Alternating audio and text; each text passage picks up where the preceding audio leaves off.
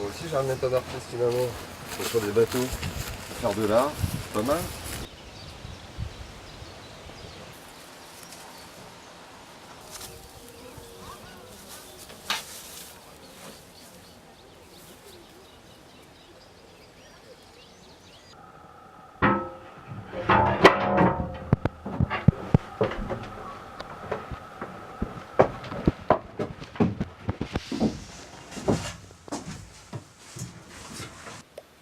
C'est vrai que c'est pas des manchots, hein.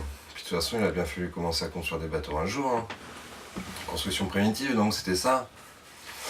Mais là, ils se mettent à faire un bateau comme ça, là. C'est joli, puis c'est important que ce soit joli. Mais alors il va s'enfoncer jusqu'où? Il va s'enfoncer jusque là, admettons. Du coup, pour que ça reste stable, faut que les gars ils se tassent à l'intérieur du bateau. Et du coup, ce sera pas drôle. Puis comme il faut que ce soit marrant quand même. Alors du coup, il faudrait peut-être mettre un bras avec un flotteur ici, comme les pirogues polynésiennes, là, les pirogues à balancier. Alors du coup là, il y a une articulation et là faut que ce soit costaud, parce que faire un assemblage ici, c'est pas évident. Mais après tout, c'est peut-être ce qu'ils recherchent. Hein. Peut-être qu'ils cherchent à couler pour que ce soit super drôle en fait. Là c'est brouillon, mais c'est brouillon ce que je fais là, mais.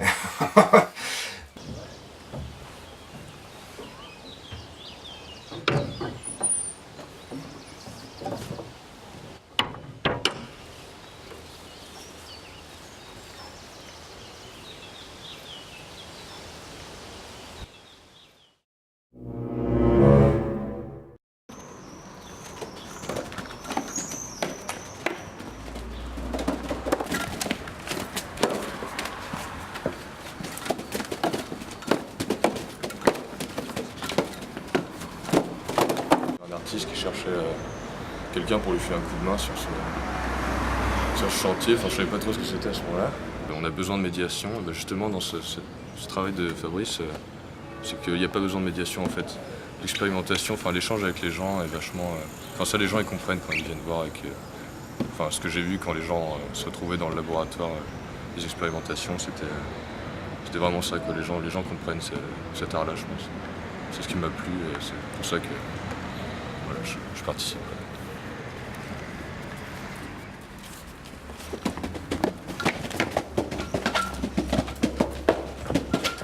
Je pense qu'il utilise pas mal de formes d'expérimentation dans son laboratoire des idées en fait. Genre à la fois expérimentation sur les personnes, enfin c'est pas la première ce serait expérimentation peut-être des matériaux, des techniques déjà par rapport à la construction de la base du laboratoire des idées qui était au départ un abri pour les bateaux. Après il y a l'expérimentation un peu scientifique sur les moyens de flottaison de ce laboratoire dans son milieu d'expérimentation. Et aussi l'expérimentation sur enfin un peu tous ces gens qui viennent d'autres milieux et qui utilisent d'autres formes d'expérimentation et de recherche. Enfin, qui vivent ensemble, en fait, qui cohabitent autour d'une forme d'expérimentation. Enfin, je pense que on est vraiment dans l'expérimentation.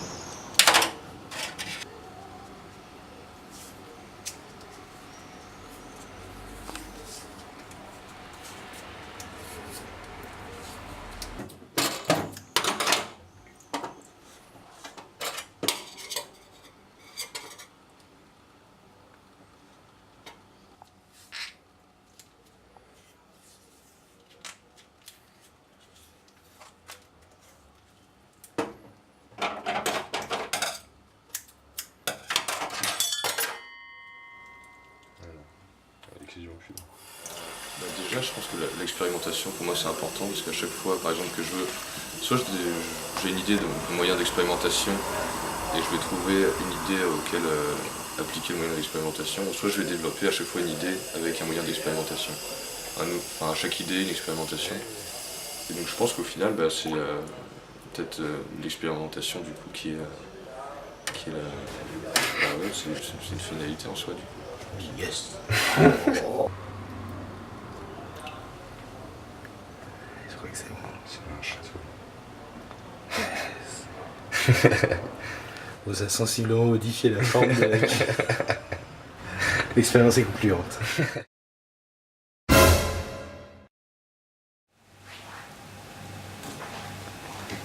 Ça pourrait être un petit sachet. Bon, c'est un petit sachet de fille, mais ça pourrait servir pour ramasser des cailloux. Bon, moi, je mettrais des petits cailloux dedans, en tout cas.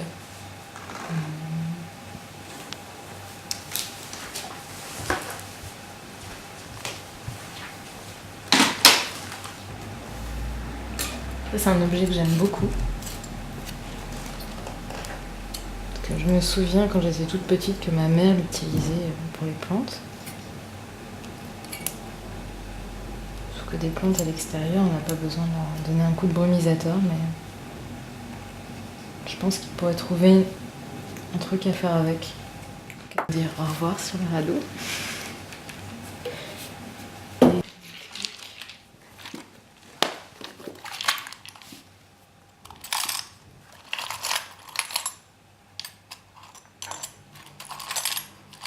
Alors ça, c'est tout un tas de petites choses ramassées.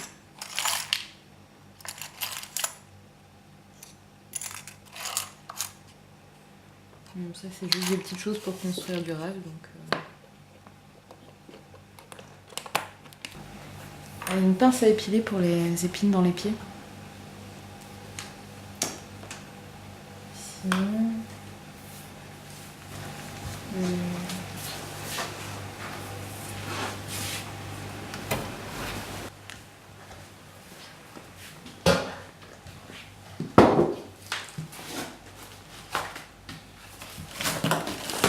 machine à écrire.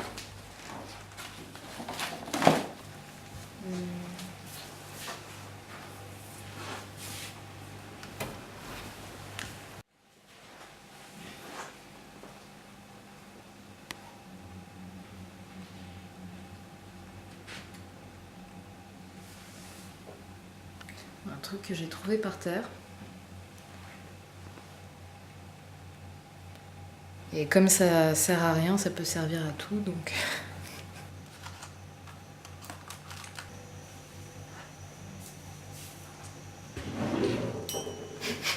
Il y a un truc essentiel. Je pense que ça lui servira beaucoup. Un taille-bougie. À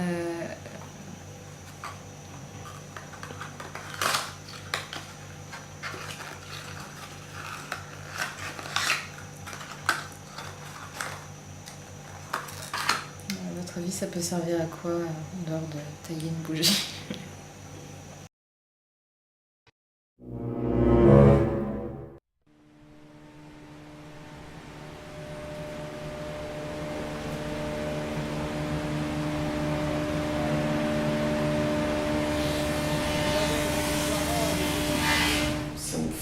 Ça me fait toujours bizarre les gens qui à la fois vivent de l'art. Enfin oui, moi j'ai envie de dire je suis un artisan et puis il y a l'artiste. Et ben, c'est pareil, il y en a deux, ils font, mais il y a encore une espèce de fossé entre les deux. C'est pour ça quand j'ai voulu expliquer à Pascal qu'est-ce que c'était que ce truc artistique, j'en étais bien incapable.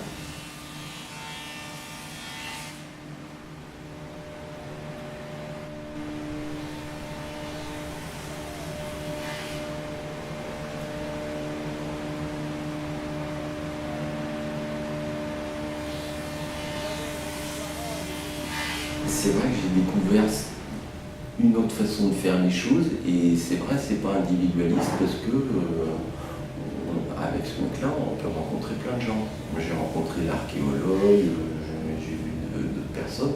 Cet après-midi qu'on a passé avec mon père et lui, et puis les gens qui étaient là, c'était un super moment, hein, c'est gravé, il n'y a pas de souci, on était dans la chapelle, c'était tout à fait particulier. Hein.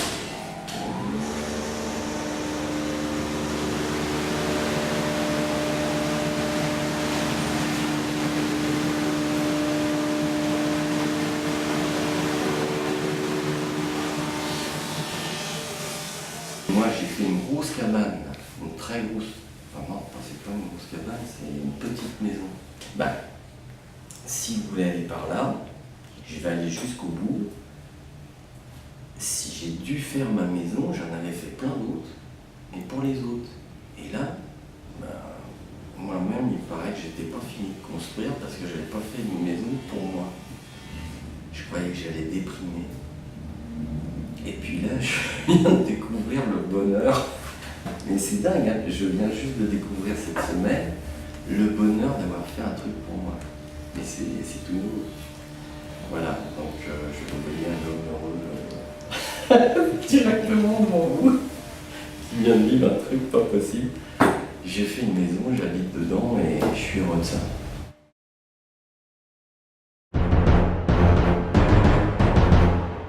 C'est quand même quelqu'un qui arrive avec un univers d'abord, qui parle comme ça du voyage, on va traverser la Loire, enfin voilà, tout un récit qui moi m'a plu comme ça parce que j'aime bien les histoires.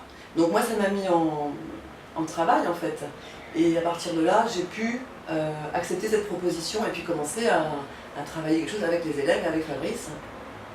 Et assez vite, on est parti dans des histoires de dérive. Préparer le terrain, ça voulait dire dans ma pratique d'enseignante aussi, je change quelque chose, quoi. C'est-à-dire on va partir sur la dérive, sans trop savoir les contours de ce que ça pouvait être, hein. Mais on va dériver, c'est-à-dire ça va vraiment se passer pour de vrai, quoi. Dérivons, en fait. Allons-y, dérivons ensemble. Et voilà, le jour est arrivé où Fabrice est entré dans la classe, donc il est arrivé avec tout son bazar, tout son bordel, des planches, des bouquins, des photos, enfin des trucs trop, mais c'est Fabrice, hein. Et les garçons ont extrêmement réagi à cette proposition. Tout de suite, ils se sont sentis, je pense, concernés. Les filles, ça a été beaucoup plus compliqué au départ. Voilà. Et donc ils ont dessiné dans l'abri, la grotte, l'abri, et ils ont dessiné donc une armoire. Parce qu'il fallait constituer un mobilier pour le bateau. Donc il y a eu cette armoire qui a été comme ça, donc ce dessin qui a été fait. Puis Fabrice me disait, ah mais ce qui serait bien maintenant, c'est je pense que je vais... voilà, il avait fait une photo donc, du dessin. Je vais fabriquer l'armoire, je vais la fabriquer, hein, je vais la mettre en volume. Et ça a vraiment été un déclencheur cette armoire. On est vraiment sorti peut-être d'un truc, c'est pas qu'on pataugeait, mais on savait pas très bien. Et puis quelque chose est sorti. Peut-être que ce serait pas mal que les élèves, eux, fabriquent cette armoire. C'était fondamental qu'il y ait cette prise en main. Et les filles s'y sont mises, évidemment. Et puis moi aussi je m'y suis mise. Après, il n'y a plus vraiment de distinguo entre les gars, les filles, les impossibilités des uns, des autres. Voilà, il y a eu vraiment un passage à l'acte. On est parti avec les gamins en sortie toute la journée. Fabrice donc est parti sur la Loire avec cette armoire. Et ça, je pense que ça dit tout. Ça dit tout dans le... et puis il n'arrêtait pas de dire, je me souviens, il a retenez-moi, tenez bien la ficelle, retenez-la. Et je pense qu'il y avait tout là-dedans, parce que cette armoire, elle est sortie de quelque chose qui était... Et ça, c'est la magie. Ça, c'est juste la magie de la rencontre. Et de ce qui peut se passer de mieux, franchement, avec des gamins, quoi. Enfin, voilà. Donc ça, c'était... pour moi, c'est ça. C'est de l'armoire.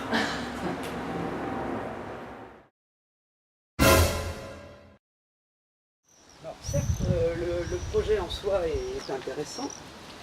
Quand Madame Boutet m'en a parlé, je dis oui, pourquoi pas, mais effectivement, ce sont des artistes, ma foi, bien sympathiques. Mais enfin, pour ce genre de projet, je trouve tout de même qu'ils sont bien inexpérimentés. Voilà, donc j'ai, il faut bien le dire, quelques craintes sur la réussite de ce projet. Alors, nous avons, nous, à la SECPA, un projet beaucoup plus conséquent, que je ne peux bien sûr pas vous déflorer aujourd'hui dans ces détails, mais qui aura, je pense, une portée bien supérieure à celle de leur petit bricolage, si je peux me permettre. D'autant que j'ai fait une petite enquête pour savoir si cette équipe avait déjà sévi. Et effectivement, j'ai retrouvé des traces. Alors, je me permets de vous montrer ce document où on les reconnaît, hein, malgré la chirurgie esthétique, c'est très net. Ici, vous avez Fabrice Galis, Ici, on reconnaît l'ami Bruno, et puis Eddy, ici, là, en 3e position. Alors, je ne sais pas si cette chanson, les gars de la marine, avait été écrite pour eux, mais en tout cas, on les a reconnus.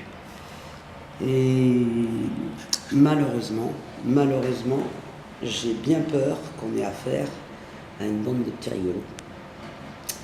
Enfin bon, nous, à la SECPA, notre projet est pratiquement ficelé. Nous allons donc traverser la Méditerranée.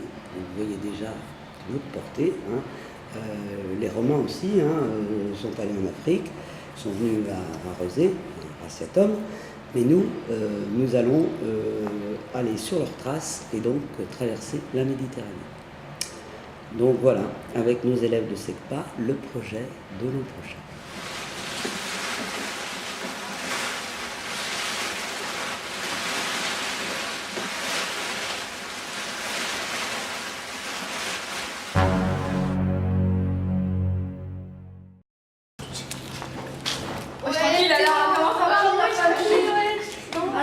Alors, vas-y, moi je suis pas rembarqué, là on va y aller, hein. On va y aller, je suis sautage plus go. Ok.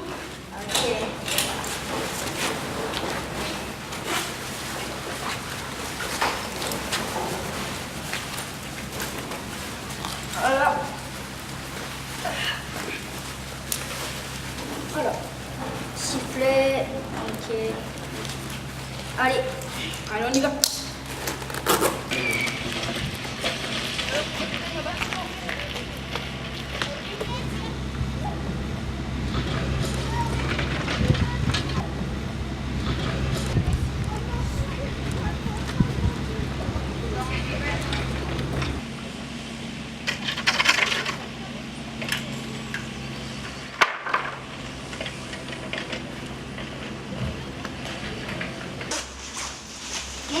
Bonne nuit les gars.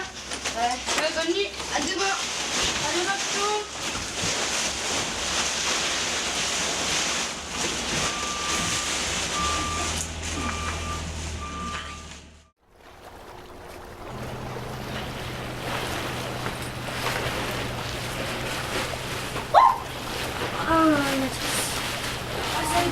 Moi c'était un mauvais rêve. J'ai cru que Mathias c'était un humain. Oh ouais, ça m'a fait peur avec un gilet sur ta tête. Ouais, il marchait sur ses deux pattes. Ouais. Ouais, t'inquiète pas, ça va passer. Ben moi je vais aller offrir des gâteaux au conducteur si ça vous embête. Alors, vous pouvez réveiller? Oui, vous voulez un petit gâteau? Ouais, mais par contre, ne partagez pas, j'ai pas mangé de la nuit. Hein. Ah ben ça c'est votre problème, hein. C'est les miens, on partage. Bah, non, sinon je vous jette à l'eau. Ah bah, je vois déjà. T'es sûr?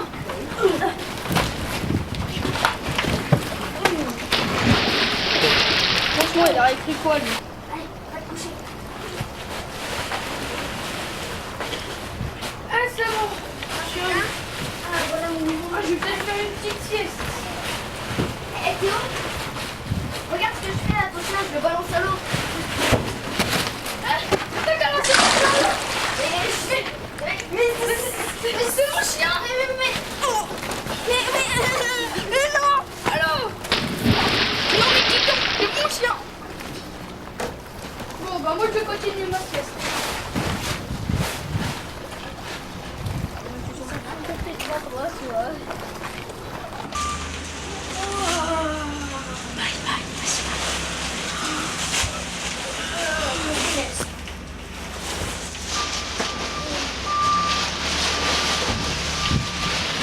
Salut les gars. Allez, comment ça va?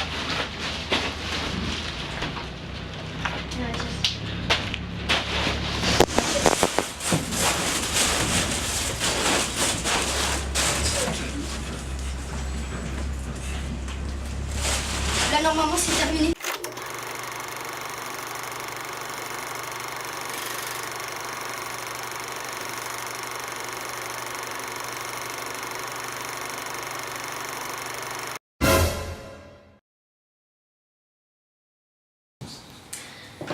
Je vous raconte bonjour. Bonjour. Bonjour. Je vous raconte le laboratoire des hypothèses. Un petit peu. Établir un protocole scientifique. processus expérimental, production d'énoncés, matériaux à part entière, enrichir la recherche, enrichir l'expérience esthétique. Alors voilà, là j'ai un bon exemple. Voilà, donc, et c'est ça, l'entretien. J'ai pas forcément besoin de dire c'est un poumon, enfin en plus c'est même pas un poumon, ça c'est un quart de poumon. Et même pas, c'est même pas un poumon, c'est un assemblage de cellules. Et ce sont même pas des cellules, ce sont des quarks, des atomes, n'importe quoi. Je sais même pas en fait ce que c'est. Il y a plus de pétrole que de poumons là-dedans. Mais je suis dans l'évocation. On sait pas ce que sont les choses. On est toujours obligé d'arrêter un moment pour pouvoir communiquer. Mais j'ai même pas besoin de le nommer, parce que le nommer c'est déjà très limitant. Donc moi je suis militante du non limitant, donc je vais juste prendre ça, je le montre, et je prends, je sais pas ça, et je fais ça. Tu fais acte. Et du rapprochement de ces deux-là, voilà, donc Luc Carlio, l'échantillon, et ce truc, Ce quart de poumon. voilà, et ben il y a quelque chose qui vous parle. Mais finalement, si j'avais voulu vous l'expliquer avec des théories esthétiques ou philosophiques, ou avec des mots, j'aurais pas été aussi pertinente qu'en faisant ça. On arrive, alors on voit ce temple-là sur lequel est inscrit donc, le clair. Cette zone avec des mammifères marins qui circulent, qui se garent, et vraisemblablement les personnes qui sont là se déplacent dans ces mammifères marins. Donc, a priori, un orifice qui s'ouvre, voilà, ça se conduit. Ce qui était assez étonnant, donc on a remarqué avec les collégiens que ces places-là, elles étaient numérotées, il y avait des longs couloirs. Des longs couloirs avec des inscriptions, donc R1, R2, R3. Donc Fabrice Galis, lui, immédiatement a compris qu'il s'agissait des zones de reproduction. Voilà, reproduction 1, reproduction 2, voilà. Alors, a priori, les gens qui avaient des chariots avec des offrandes à l'intérieur, hein, suivant on va dire la richesse de la personne, devaient sûrement ne pas avoir accès aux mêmes pondeuses. On imaginait ça. Alors, ce qui était assez étrange, c'était ces places avec des pictogrammes qui indiquaient voilà, un espèce de bonhomme comme ça, assis, avec en dessous ces toilettes là, enfin cette espèce de réceptacle. Alors on s'est demandé avec les collégiens à quoi ça pouvait correspondre et en fait on a compris qu'il s'agissait de zones de ponte. Voilà, donc a priori dans cette Loire, il y aurait un temple et ce serait une zone de reproduction. Voilà, donc là les collégiens nous ont vraiment suivis. Heureusement qu'ils étaient là, ces spécialistes, parce que c'est pas évident de comprendre tout ça. Oui, donc c'est une information secrète, okay. Ça c'est pas divulgué. Ah non, ça c'est top secret, faut vraiment faut pas en parler.